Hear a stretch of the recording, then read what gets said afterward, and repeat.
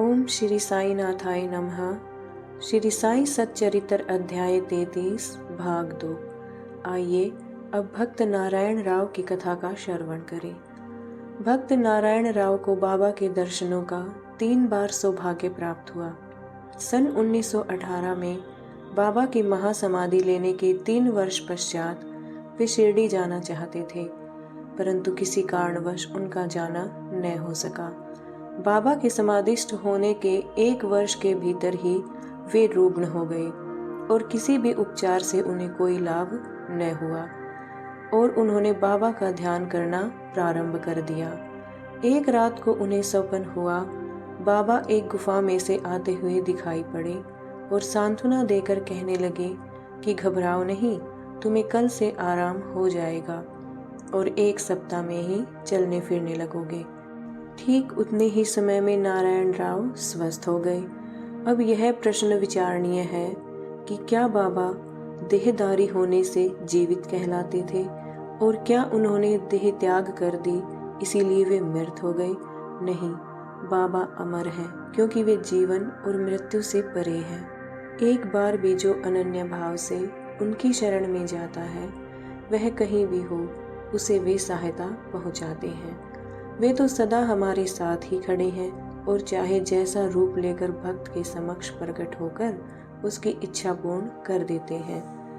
अप्पा कुलकर्णी। सन 1917 में अप्पा कुलकर्णी के शुभ दिन आए। उनका ठाणे को स्थानांतरण हो गया। उन्होंने बाला साहेब भाटे द्वारा प्राप्त बाबा के चित्र का पूजन करना प्रारंभ कर दिया। उन्होंने सच्चे हृदय से पूजा की। वे हर दिन फूल, चंदन और नैवेद्य बाबा को अर्पित करते और उनके दर्शनों की बड़ी अभिलाषा रखते थे। इस संबंध में इतना तो कहा जा सकता है कि भावपूर्वक बाबा के चित्र को देखना ही बाबा के प्रत्यक्ष दर्शन के सदृश है। नीचे लिखी कथा से यह बात स्पष्ट हो जाती है। बाला बुआ सुतार। बंबई में एक बाला बुआ नाम के संत थे जो कि अपनी भक्ति, भजन और आचरण के कारण आधुनिक तुकाराम के नाम से विख्यात थे। सन 1917 में वे शिरडी आए। जब उन्होंने बाबा को प्रणाम किया तो बाबा कहने लगे कि मैं तो इन्हें 4 वर्षों से जानता हूँ। बाला बुआ को आश्चर्य हुआ और उन्होंने सोचा कि मैं तो प्रथम बार ही शिरडी आया हूँ, फिर ये कैसे संभव हो सकता है। गहन चिंतन करने पर उन्हें बाबा के शब्दों की यथार्थता का बोध हो गया और वे मन ही मन कहने लगे कि संत कितने सर्वव्यापक और सर्वज्ञानी होते हैं तथा अपने भक्तों के प्रति उनके हृदय में कितनी दया होती है। मैंने तो केवल उनके चित्र को ही नमस्कार किया था, तो भी यह घटना उनको ज्ञात हो गई। इसीलिए उन्होंने मुझे इस बात का अनुभव कराया है कि उनके चित्र को देखना ही उनके दर्शन करने के सदृश है। अब हम अप्पा साहिब की कथा पर आते हैं। जब वे ठाणे में थे तो उन्हें भिवंडी दौरे पर जाना पड़ा, जहां से उन्हें 1 सप्ताह में लौटना संभव न था। उनकी अनुपस्थिति में तीसरे दिन उनके घर में निम्नलिखित विचित्र घटना हुई। दोपहर के समय अप्पा साहिब के घर पर एक फकीर आया जिसकी आकृति बाबा के चित्र से ही मिलती जुलती थी। श्रीमती कुलकर्णी तथा उनके बच्चों ने उनसे पूछा कि आप शिरडी के श्री साईं बाबा तो नहीं हैं? इस पर उत्तर मिला कि वे तो साईं बाबा के आज्ञाकारी सेवक हैं और उनकी आज्ञा से ही आप लोगों की कुशल क्षेम पूछने यहाँ आए हैं। फकीर ने दक्षिणा मांगी तो श्रीमती कुलकर्णी ने उन्हें 1 रुपया भेंट किया।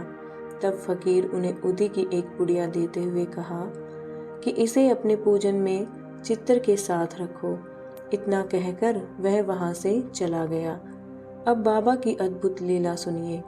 भिवंडी में अप्पा साहिब का घोड़ा बीमार हो गया जिससे वे दौरे पर आगे न जा सके। तब उसी शाम वे घर लौट आए। घर आने पर उन्हें पत्नी के द्वारा फकीर के आगमन का समाचार प्राप्त हुआ। उन्हें मन में थोड़ी सी अशांति हुई कि मैं फकीर के दर्शनों से वंचित रह गया तथा पत्नी द्वारा केवल 1 रुपया दक्षिणा देना भी उन्हें अच्छा न लगा। वे कहने लगे कि यदि मैं उपस्थित होता तो 10 रुपये से कम कभी न देता। तब वे भूखे ही फकीर की खोज में निकल पड़े। उन्होंने मस्जिद एवं अन्य कई स्थानों पर खोज की परंतु उनकी खोज व्यर्थ ही सिद्ध हुई।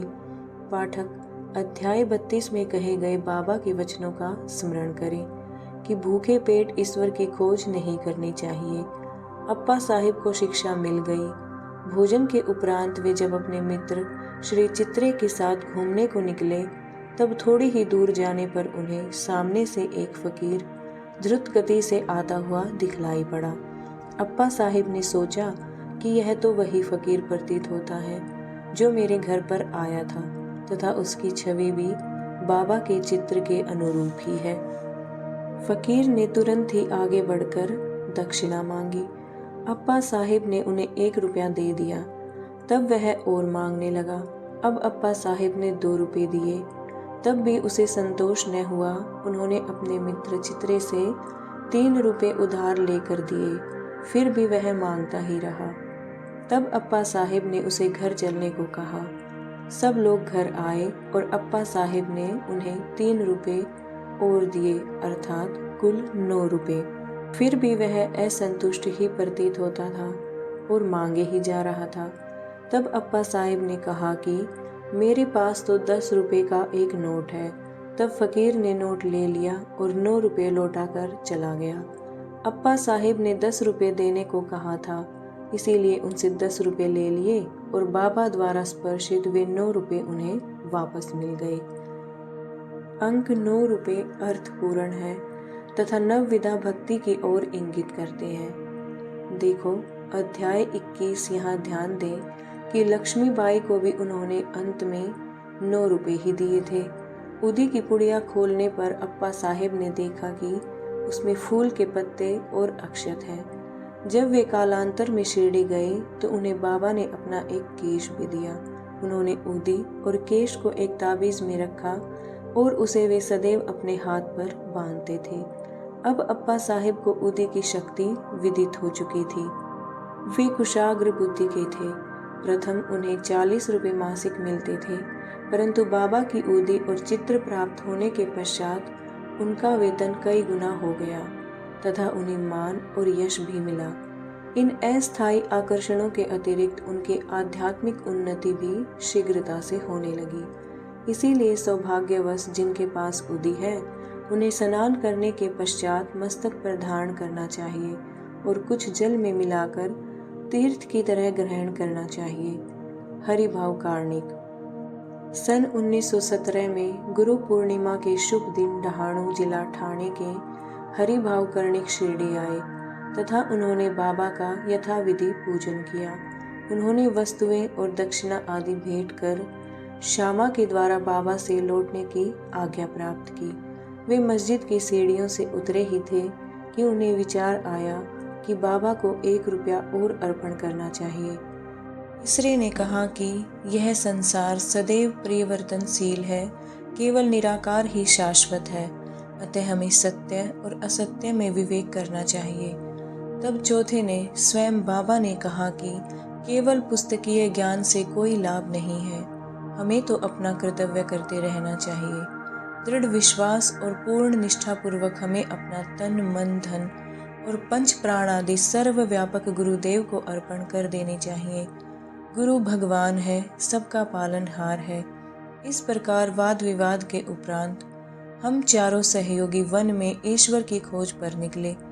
हम 4 विद्वान बिना किसी के सहायता लिए केवल अपनी स्वतंत्र बुद्धि से ही ईश्वर की खोज करना चाहते थे। मार्ग में हमें एक बंजारा मिला जिसने हम लोगों से पूछा कि हे सज्जनों, इतनी धूप में आप लोग किस ओर प्रस्थान कर रहे हैं?